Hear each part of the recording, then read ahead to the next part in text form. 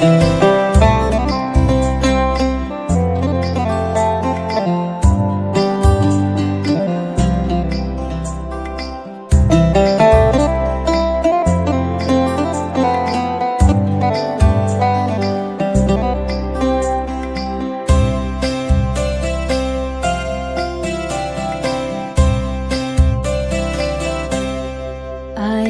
साफ किया, साफ नजर में आया। आईना साफ किया, साफ नजर में आया। जो मैं को साफ किया, जो मैं को साफ किया, साफ नजर तू आया। रब को मेहरबान पाया। आईना साफ किया, साफ नजर तू आया।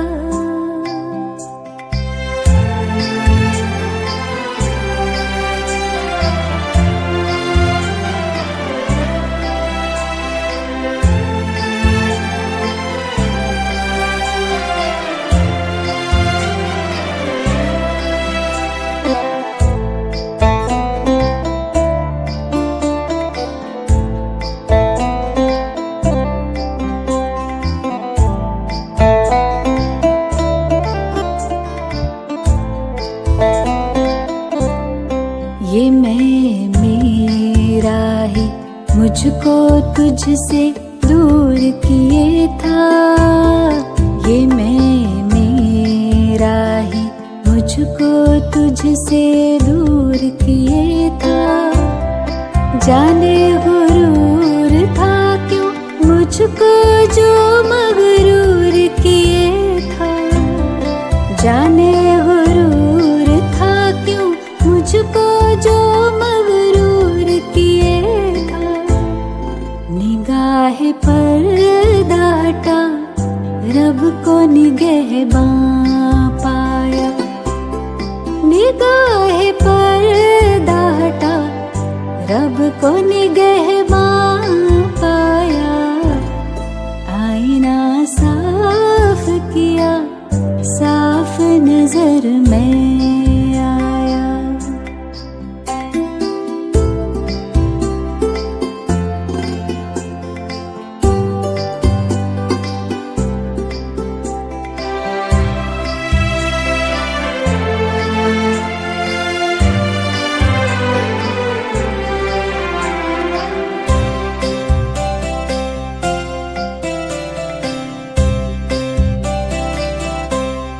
ये तेरी यादें तो रूबरू मिलाती है।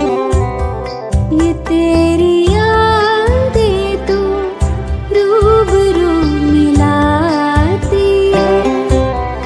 देखूं तुझे तो बड़ा रूह सुकून पाती है।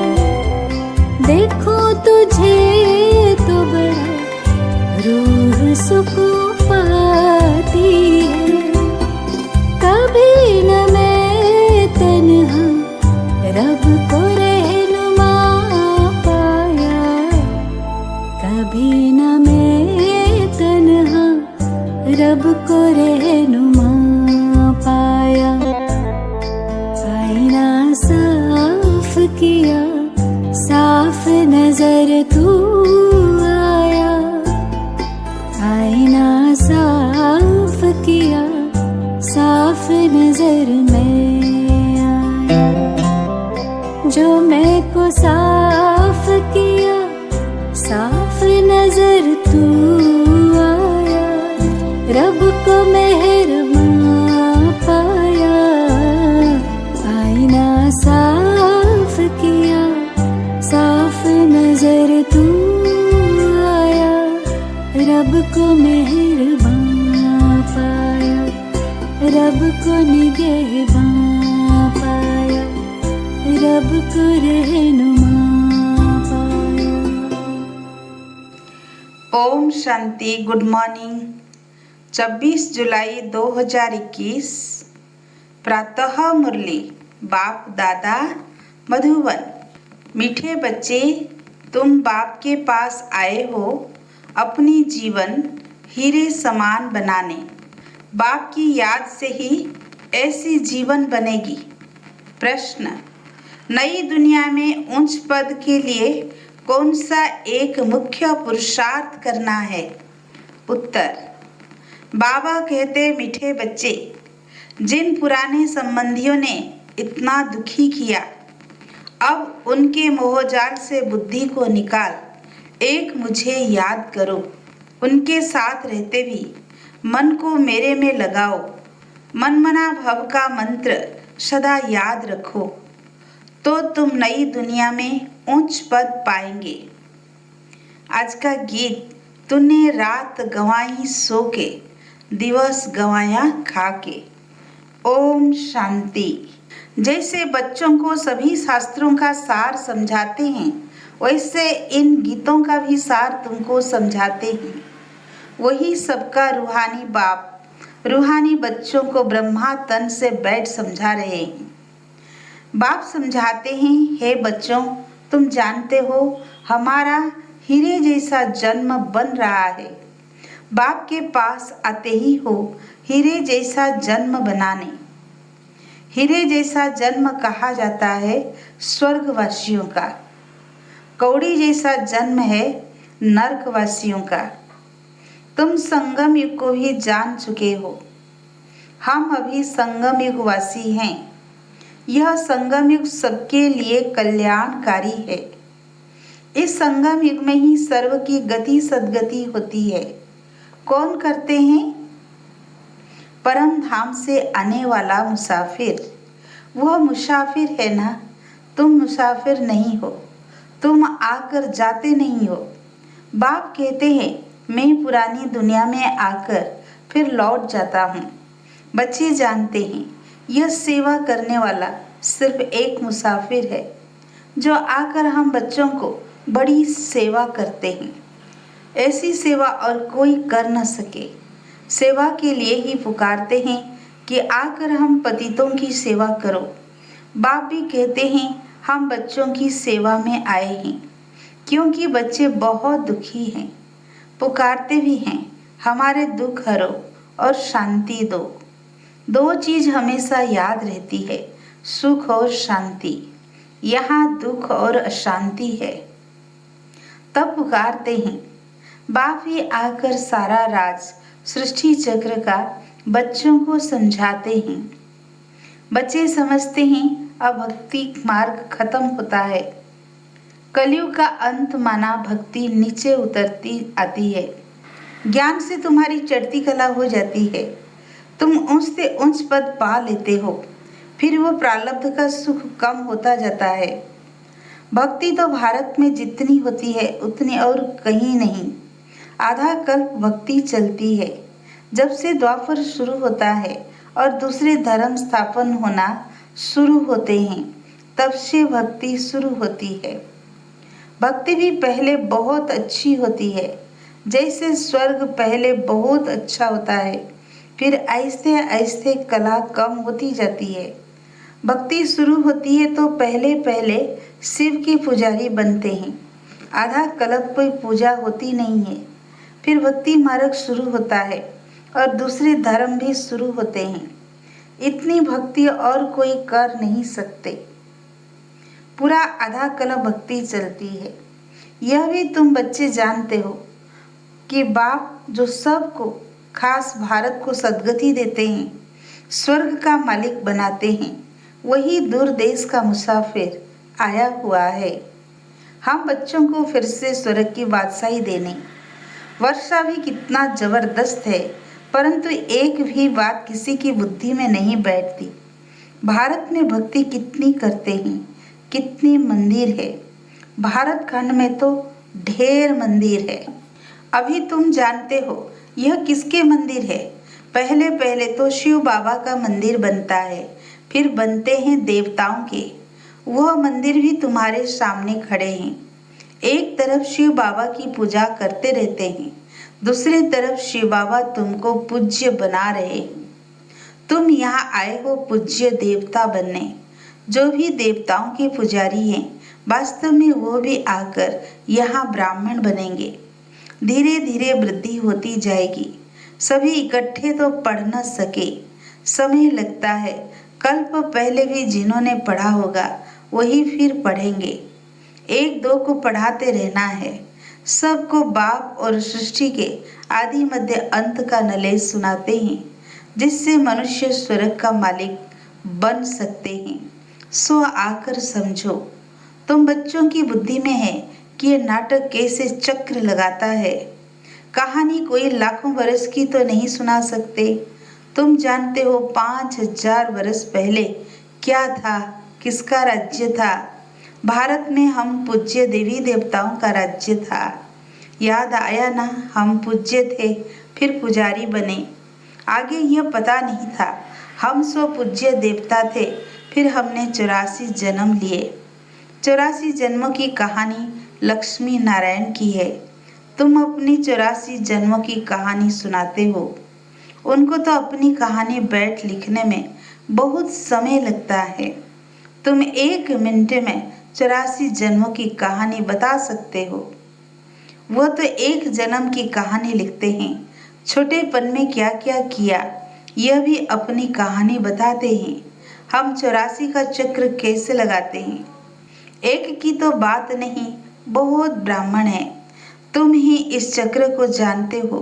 इस चक्र को जानने से तुम राजा रानी बनते हो और फिर औरों को बनाते भी हो। भक्ति भी भारतवासियों जैसी कोई नहीं करते हैं, और जो भी मठ पंथ धर्म आदि हैं वह हमारे भक्ति के समय स्थापन होते हैं। पहले पहले हमारा कितना छोटा फूलों का झाड़ था, रूहानी गार्डन था। तुम चैतन्य फूल थे। इनको कहा जाता है फूलों का बगीचा। फिर वही कांटों का बगीचा होता जाता है। इस समय सब कांटे बन गए हैं। फिर कांटों से फूल कैसे बनना है सो बाप बैठ समझाते हैं। 1-2 को दुख देना कांटा लगाना है। Student life is the best कहा जाता है। ये बहुत अच्छी होती है। बच्चे बच्चियां बड़ी खुशी में पढ़ते रहते हैं। शादी की और 1-2 को कांटा लगाना शुरू किया। सतयुग में कोई कांटा नहीं लगाते। अभी तुम फिर फूल बनते हो। तुम जानते हो भारत स्वर्ग था तो कितने अपार सुख थे। सोने की खानियां थी, अभी वो खाली हो गई है। फिर तुमको सोना भरपूर मिलेगा। भारत में ही सोने हीरे जवाहरात की खानियां थी। उस समय अमेरिका आदि कुछ भी नहीं होता, बम्बे भी नहीं होती। ओंडर है ना, कलयुग के अंत में कुछ भी सोना देखने में नहीं आता है। फिर सतयुग आदि में इतनी सोने की खानियां भरतू हो जाती है, सोने के महल बन जाते हैं। ओंडर है ना, वहाँ खानियों से कितना ढेर सोना निकालते हैं। जैसे यहाँ मिट्टी की ईंटें बनती है, वैसे वहाँ सोने की ईंटें बनती है। माया मचंदर का खेल दिखाते हैं ना, ध्यान में देखा, यहाँ तो सोना ही सोना है। बरोबर सतयुग में सोना होगा। यहाँ तो देखो मिट्टी के ईंट भी नहीं मिलती है। जितनी यहाँ ईंटें पैसे से मिलती है, उतनी वहाँ सोने की ईंटें मुफ्त मिलती है। रात दिन का फर्क है। तो क्यों नहीं पुरुषार्थ करना चाहिए नई दुनिया में ऊंच पद पाने का। यहाँ मोहजाल में क्यों फंसे।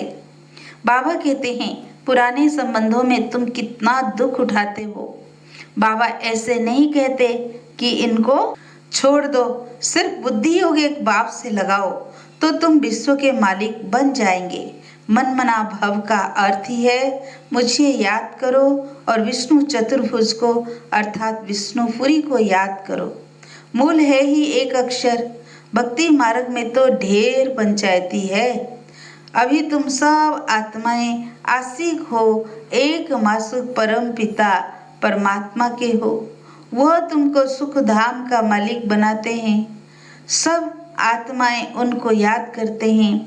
तुम रूहानी आशिक रूहानी मासूक के एक ही वार बनते हो। बाकी तो सब मनुष्य है, जिस्मानी आशिक मासूक। अभी बेहद के आशिकों को बेहद का मासूक आकर मिला है। उनको कहते भी हैं, आओ आकर हमको पतित से पावन बनाओ। एक को ही पुकारते हैं। तुम जानते हो, हमारी आत्मा पतित बनी है, इसलिए पुकारते हैं, पतित पावन आओ। कुंभ का मेला लगता है, कितने जाकर गंगा स्नान करते हैं, फायदा कुछ भी नहीं, पावन कोई भी बनता नहीं। अभी बाप आकर ज्ञान वर्षा करते हैं।